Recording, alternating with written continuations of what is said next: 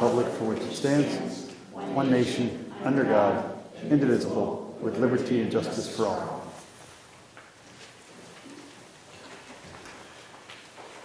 You will call the meeting to order here. At this point, you can see the agenda, and you have first readings of several policies to review. Many of them, actually, most of them, or all of them, referred a lot to our district lead height and school district technology rollout plan, which was discussed prior to this meeting at our academic affairs. So much of this information that we're going to review today is directly in relation to our one-on-one rollout with our technology plan, as discussed. So the first one we have is policy 815. This actually is a proposed new policy, and the way board docs works is anytime you're changing the policy name and the title, you have to create a new, and I won't almost forget a term, Janine might say that, you have to create a new policy. Well, there's no real way to adjust the heading or title of a policy without noting it, because the name is part of the heading. Right, so that's why you'll see this policy, and then as we move forward, you'll see rescinding the old 815, which was last revised February 22nd of 2016. So technically, under the terms of this is a proposed new policy. This policy was, reviewed. It's proposed as well. I know we talked many times about different things. PSBA. In addition to that, we also did reference districts that currently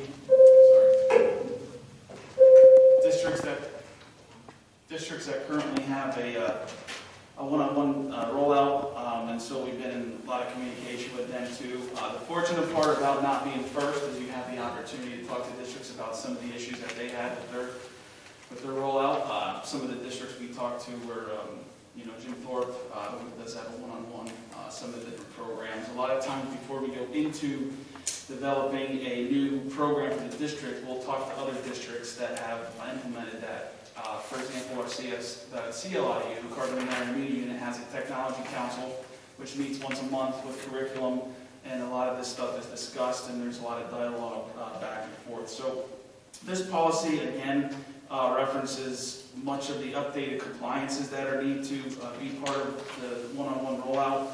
Our students now currently have student emails through the district, so that is also part of the policy. That is something that we began rolling out, I want to say 2 years. March of 2020.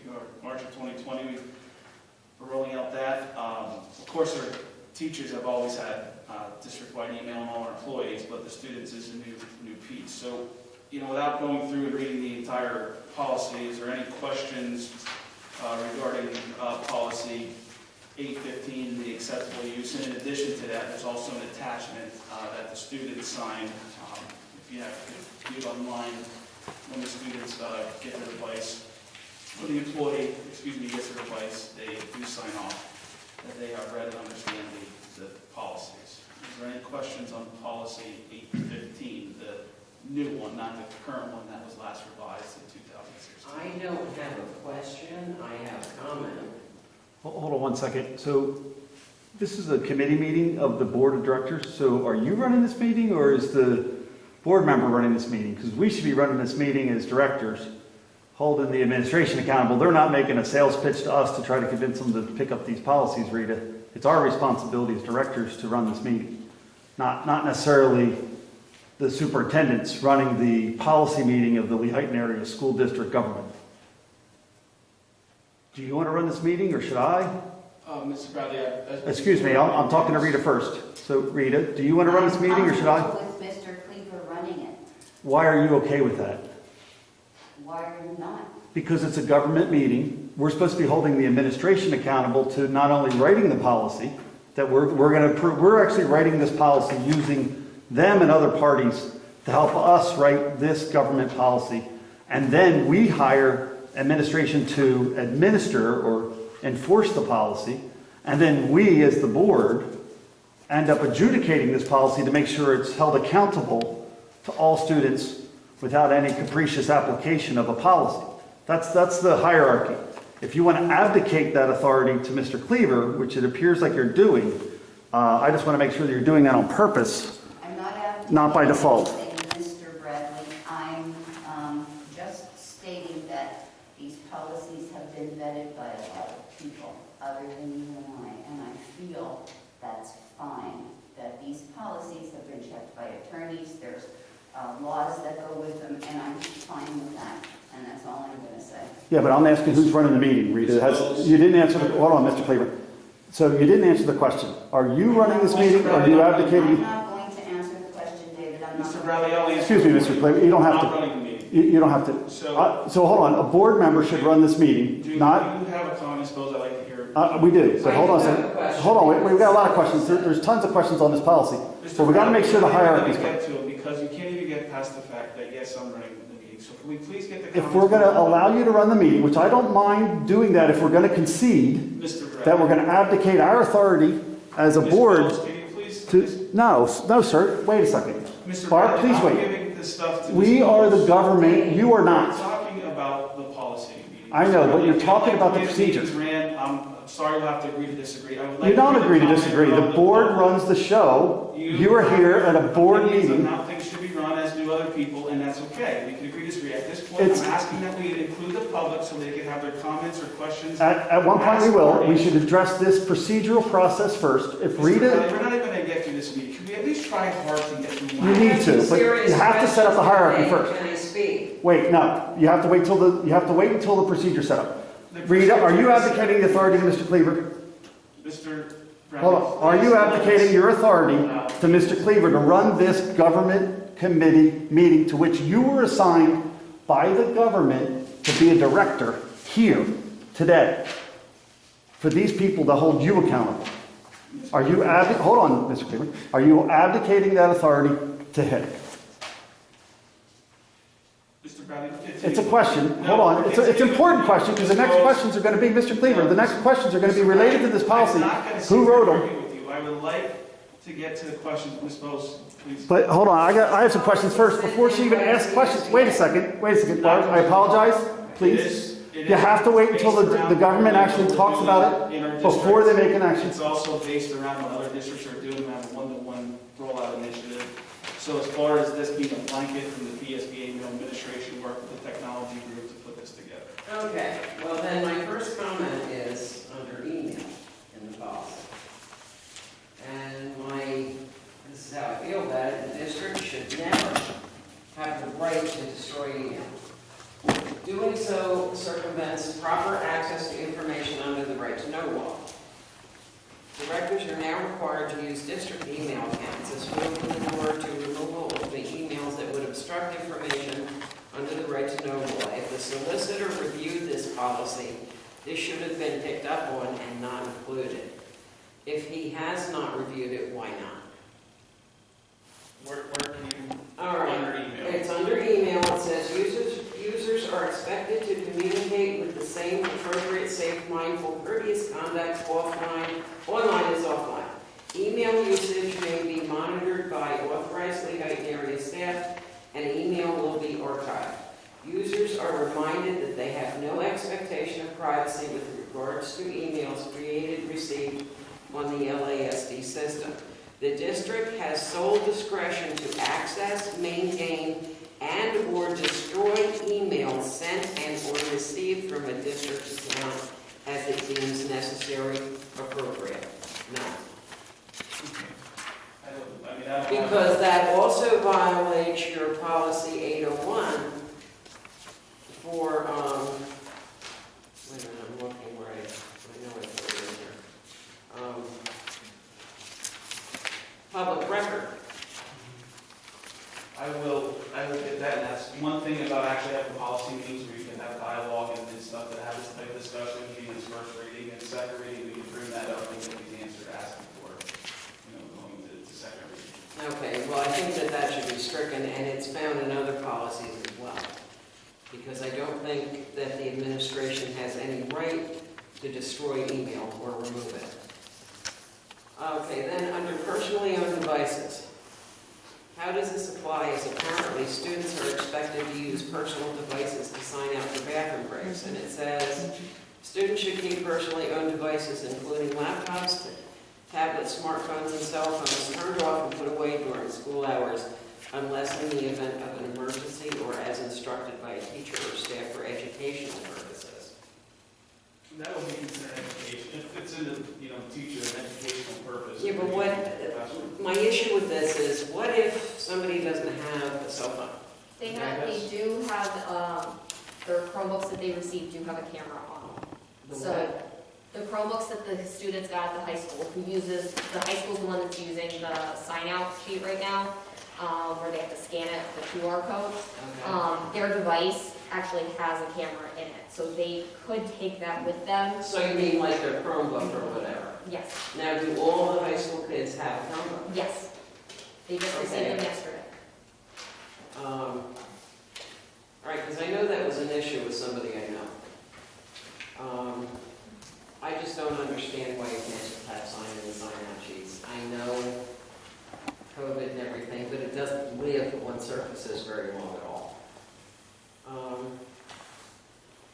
Barb, I don't understand your question, I'm sorry. There was a lot of comments. The high school now has a scan code on the doors, some teachers where they actually scan it, like a barcode you see, and that actually tells the students actually sign out with their phone or their laptop, go into the lab or the guidance department or whatever it may be, using that device. Is that what you're referring to, Barb? I don't know. All I know is that she, this one particular student was grounded from her phone, so she didn't have it with her, and that she almost wet herself because she couldn't use the bathroom. Yes, because this is the first time, yesterday was the first time we had access. Yeah, I have an issue with that. My son doesn't have a cell phone either. And for him to, Well, middle school doesn't have. no, he's not in middle This school. was He's in a high school student. Yeah, he's in high school. To, quite honestly, to carry the Chromebook, to scan out of a classroom, to go use the bathroom, where are they going to put it when they go to the bathroom? Right, it's not safe in there. We gotta come up with something for those students who either A, don't own a cell phone, or B, for instance, have to be grounded from cell phones. I think it's just like, we can use a Chromebook to sign out of our classroom and go to the bathroom. Where do we put it? I just, a thought,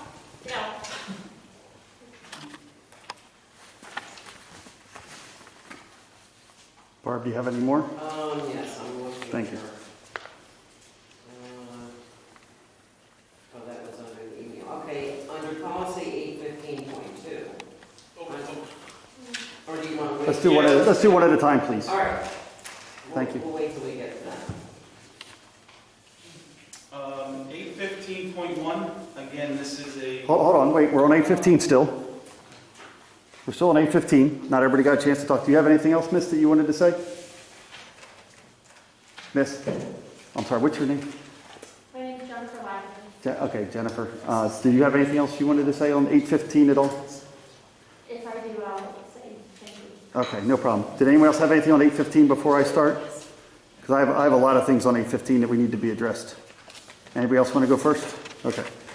So basically on 8:15, it's under review by the board. The board is the responsible party for writing all these policies.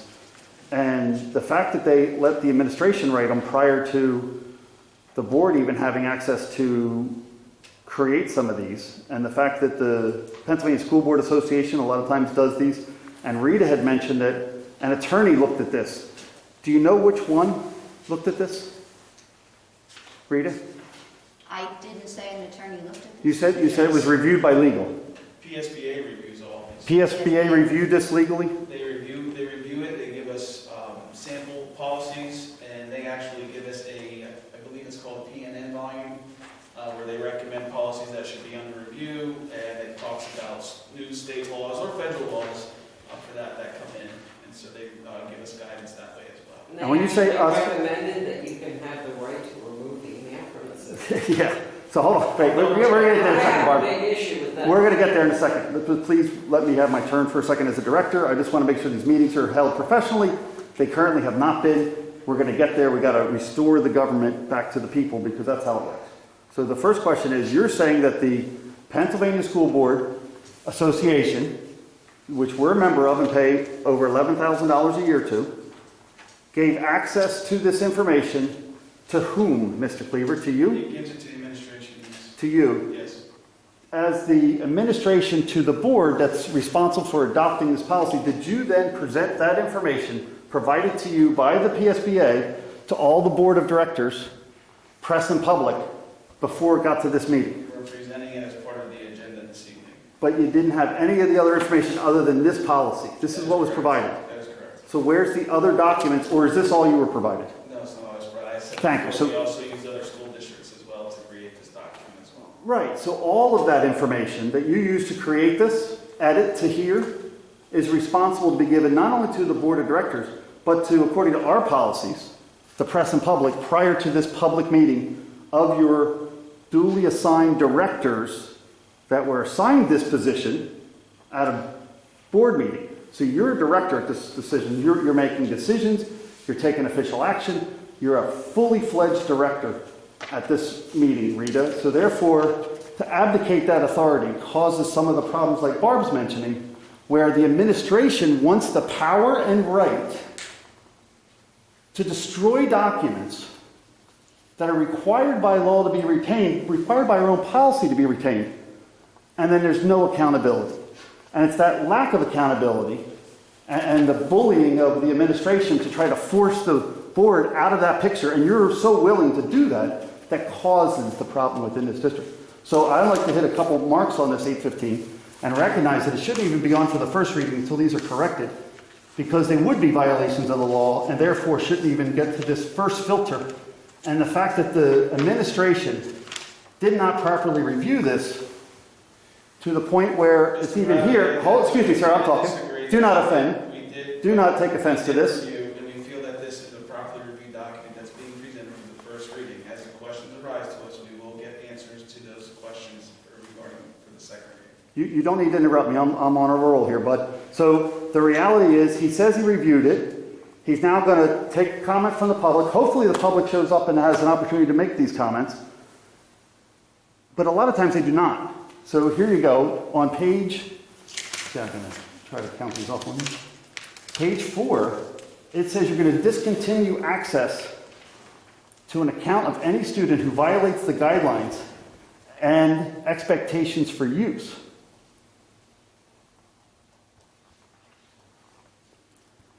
We have a responsibility under FERPA to provide free and public education. We're supposed to teach them how to use this policy. To take away that would possibly violate us under our responsibility to provide free and public education to these students. That should be reviewed by a real attorney prior to whatever else is trying to give the administration authority so that the board of directors become a big rubber stamp, blindly trusting the enforcement of these policies, because if you look at it, there really is little to no teeth in these policies or enforcement. So it says, faculty, staff, and members should avoid friending students, should not allow students access to the employees' non-public personal pages, or use private or personal social networking media to enter into communications with students. We've had this problem at Lehighton Area School District in the past. We did not enforce it properly. We did not adjudicate those issues as a board properly, and it has caused great harm, including arrests within the district. That should be reviewed, and some teeth should be put into those policies. The next one, LASD takes personal and professional boundary limits with students very seriously. Yet we had issues within this district where social media was used for vulgar texts. They were sent by students. They were then reinforced by directors, reinforced by staff members, retweeted and redone within our own community, and no accountability was held by this board that has a responsibility not only to adopt the policy, but hire a subordinate administration to enforce the policy, and then it's the board's responsibility to ensure that enforcement is not capricious.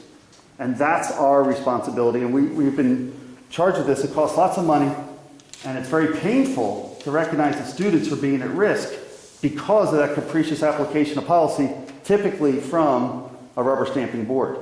The next line, the district recommends that faculty and staff take all necessary steps to limit access to their personal social networking media to prevent students from obtaining access. Faculty and staff members are reminded that due to the nature of the technology, individuals do not have an expectation of privacy on social sites. Yet there's no accountability in this policy at all for either staff members, students, or administration for violating that policy. At the next page, keep going down, there's a lot of examples of unacceptable use. And then you move on to the limited liability, where we, as a director, as a district, are attempting to indemnify us against the risks of allowing this damage to occur without any of the responsibility. We have all the authority and are shirking all the responsibility. As a board, as a government agent, we should accept some of the liability, recognize the responsibility and the authority when we adopt the policy to make sure that it has some teeth in it. So you go a little further, it says consequences of this policy may include. So once again, when the administration is now lobbying and selling this policy to the board to accept, as a government board, in which when they accept it, it becomes law, local law, at the local level, and the citizens are responsible to comply with that law, or there's penalties, they should at least have an opportunity to have repercussions that if they, quote, go through the stop sign, they should be able to go in front of their board to make sure that whether or not that policy was applied properly or not, that's missing in all our policies, and we need to properly adjudicate these policies as a board. When you look at this consequences, that it says the policy may include, but none of the offenses earlier properly assign a penalty other than the discontinued access, which I don't know if we're allowed to do in that regard. You might have to limit their access, and there's a lot of technology out there that can do that, but I don't think you're going to allow them to not have access to their teacher, to their education. It might just be one-sided, that they don't have interaction if they don't know how to appropriately act. So if you look at the consequences, it says disciplinary action which could include detention. I looked this up. In 2020, this district issued 0 detentions in a school district of 2,500 students, or close to it. 0. For an entire year across all schools. So that's the elementary school, the middle school, and the high school. So if we're not issuing detentions to try to train and correct and teach, timeouts would be a good word for a detention. If we're not providing timeouts for these students when they make mistakes and steering them properly, those bad decisions tend to escalate. And this district also shows a unique situation that we had 22 arrests in our district. Now it's 22 in Justly Heighton alone. In the entire Carbon County, there was only 22. We're responsible for 100% of the students that violated not only our policy, but the law to the point where they were arrested. We're not doing our job to administer policy and create discipline that's actually effective, at which point it also appears, from a bigger picture view, that students are taking matters into their own hands, and that causes even more controversy and issues. The next one is parental notification of student misuse or violation. So I believe if we're going to write this policy accurately as a government, we should mandate and involve the parent and notify them when a student misuses or has a violation of this policy, not may. I don't want the son of a teacher of whatever not being held accountable, yet little Johnny or little Susie is being held accountable to the point where their parents don't even know what's happening. The parents need to be involved. We're at one little part in the Pennsylvania School Code, it's only mentioned once in loco parentis. We as a board should be mandating this stuff, Rita. Do you agree with that or not? Rita, are you paying attention? Are you sleeping? Are you okay? You're ignoring everything? Great, good for you. So the next one is reporting of suspected illegal actions to law enforcement. Once again, that's a may.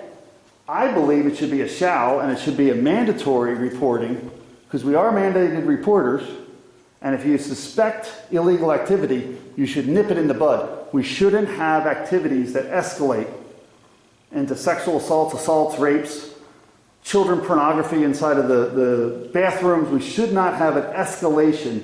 When we think that we got a problem within this district, it should be nipped in the bud quickly, and it should be mandated to be investigated and reviewed. And these teachers, just like a parent, have access to this information. If we can check it before it becomes suspected illegal activity by notifying the parents on the one before, misuse and violation, we probably won't have as many arrests, and we'll probably have better students because they'll be nipped in the bud. Next one is employment disciplinary action for employee violation or misuse. Now, these employees are adults. They have read these policies, they understand these policies, they know these policies, and if you don't have a capricious application of the policy, it should be pretty black and white, and these policies are not written in such that anyone can actually apply them very effectively, if you read them more accurately, as if they were going to be rules for engagement to play Monopoly. These are looser than that. And to not have mandated employee disciplinary action. If an employee violates this policy or misuses this equipment, it should go in the record. It should be mandatory. It shouldn't be a, don't worry about it, you're my buddy. It should be, you broke the rules, here's your slap on the wrist, goes in your record, don't do it again. First offense, second offense, third offense, fourth offense, and the disciplinary action should escalate according to the offenses. Legal action and prosecution makes sense. There's a lot of laws that this was referenced to, and if you read the laws that they're referenced to, most of them show that there is a mechanism and a way, and they should have adopted them in the policy. It looks like when the Pennsylvania School Board Association and then our administration filtered those and created this document, they have violated the basic understanding of how government works, that you elect the board of directors to write policy that's going to hold the kids, the staff, and the community responsible to an agreed set of rules, laws that they're going to follow, and in the event that somebody doesn't follow them, they'll be held accountable in the district to their level of the law. If it escalates past this, it then goes to the other organizations that enforce those laws. We're writing these laws, we're the ones that have to enforce them, and there's no enforcement here other than a bunch of mates. Rita, I think this should be completely set aside, should not even be amended to the right. We should send it back to our subordinate administration to say, when we want to see a policy, it better be reviewed by legal counsel.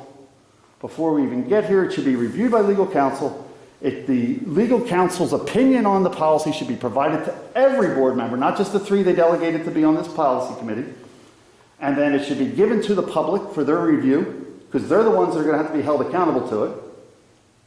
And then after that, it gets in front of us at a committee meeting where we can all discuss it, come up with the best ideas, and make sure that it can be held accountable so that everybody has a standard and we don't have any more of this capricious application of policy that results in 0 detentions and 22 arrests. Now, Rita, can we please do that as a government agency, or would you like to continue rubber stamping and providing a blind trust to the administration without any significant review of these policies?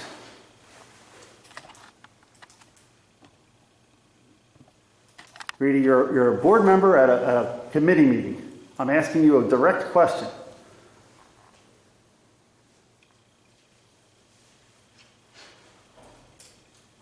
Just for clarification. Hold on, Mr. Cleaver. She has time to answer. Maybe she's thinking. Rita, I asked a direct question. Are you going to answer or just show no comment? Which one is it? Please respond so Mr. Cleaver can continue with the meeting for the next one, because that one's even longer than this one. First of all, the legal review is checked.